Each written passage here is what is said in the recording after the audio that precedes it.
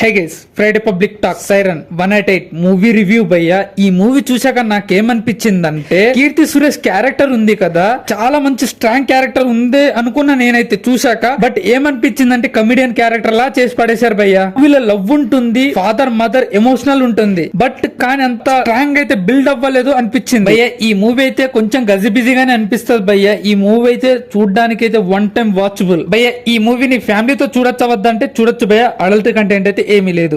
ఈ movie basic story ఏనేమంటే 14 సంవత్సరాల తర్వాత జైలు నుండి హీరో బయటికి వస్తాడన్నమాట. వచ్చాక అసలు ఏం చేశాడు అనేది ఈ మూవీ స్టోరీ భయ్యా. ఈ మూవీలో అనుపమ పరమేశ్వర్ గెస్ట్ రోల్ అయితే చాలా అంటే చాలా బాగుంది భయ్యా. నాకు చాలా బాగా అనిపించింది. కీర్తి సురేష్ క్యారెక్టర్ అయితే ఫేడ్ అవుట్ అయింది అనిపించింది నాకైతే. ఏంటో మరి యాక్టింగ్ ఏదో తేడా కొట్టింది భయ్యా నాకైతే. భయ్యా ఫస్ట్ అయితే రివెంజ్ డ్రామాతో స్టార్ట్ అయ్యి ఎమోషనల్ గా మొదలవుతుంది భయ్యా, థ్రిల్లర్ గా ఎండ్ అవుతుంది. చూస్తేనే భయ్య బ్యాక్గ్రౌండ్ మ్యూజిక్ కానీ, సినిమాటోగ్రఫీ కానీ, యాక్టర్ పర్ఫార్మెన్స్ కానీ చాలా అంటే చాలా బాగున్నాయి భయ్య. ప్రొడక్షన్ వాల్యూస్ అయితే చాలా అంటే చాలా బాగున్నాయి భయ్య. దీంట్లో కొన్ని సీన్స్ అయితే ఆర్టిఫిషియల్ గా అనిపించినాయి భయ్య.